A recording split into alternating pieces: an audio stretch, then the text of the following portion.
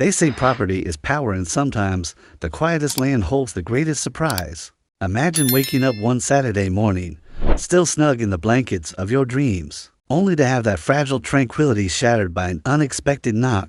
You open the door, coffee mug in hand, and find yourself staring down at police officers and a woman with a clipboard screaming accusations of trespass and theft. You, the homeowner, welcome to Oakwood Estates, where the manicured lawns and white picket fences mask a drama more explosive than you ever bargained for. I never thought my grandfather's 40 acres could become a battleground.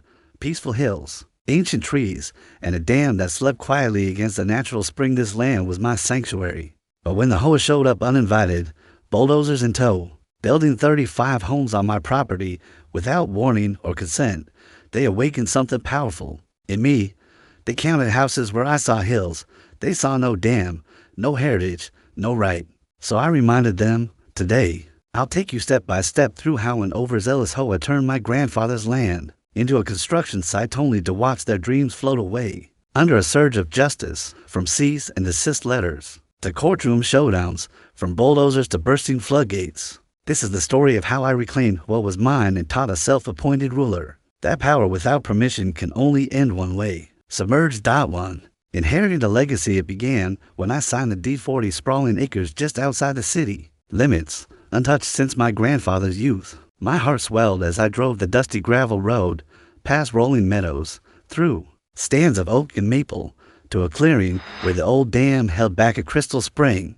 I could almost hear his laughter carried on the wind.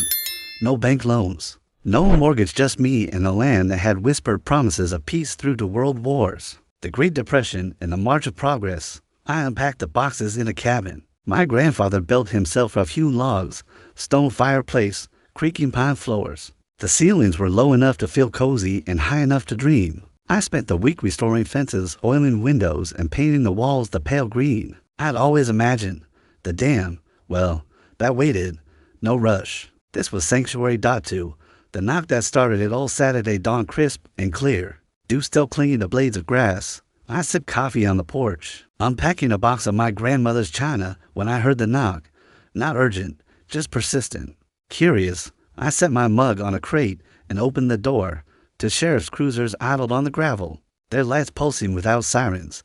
The taller deputy's hand hovered near his holster. The shorter one watched with a no-nonsense stare. And behind them, like a shadow in daybreak, was Linda Marshall, jet black hair in a tight ponytail, clipboard clutched as though it were her shield.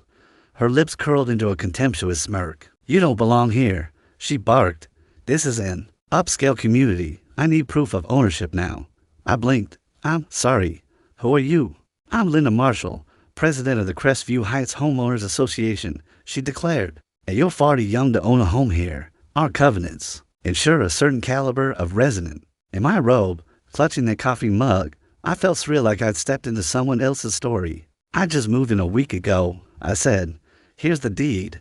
Her eyes flicked over the paper. "Spare me the excuses. I've started eviction proceedings. You have 30 days. She shoved the notice into my hand and stalked away, heels clicking like a countdown. I stood frozen, deed trembling in my palm. 3. The quiet before the storm. I retreated inside, heart pounding. That notice, thin and flimsy, claimed I'd violated unknown covenants, none of which applied outside the HOA's boundaries. I double-checked. My title, clean, clear, county recorded. I owned this land free and clear. But Linda wasn't deterred. Over the next days, notes appeared on my door. Mailboxes must be official style. Hedges must not exceed 3 feet. Minimum resident age 50. Drive-by patrols followed, her silver sedan creeping past at dawn. Phone camera rolling. At first, I laughed. Then I installed security cameras, infrared models that recorded every trespass. 4. Harassment escalates. Only 3 days in, she brought the HOA board members to inspect. They marched to my porch, clipboard and camera ready. "We're here for a property inspection," Linda announced, striding toward my door. "You need a warrant," I said, blocking the entrance. "As president, I have full authority," she spat. "Show me the covenant," I replied, pulling out my phone with the HOA bylaws PDF. "Point to the clause that gives you this power." Silence. The board members shifted, uncomfortable. "It's a new amendment," Linda stammered. "Amendments need a 2/3 vote," I said. "Did you mail ballots?" Did I receive one? No reply. 5.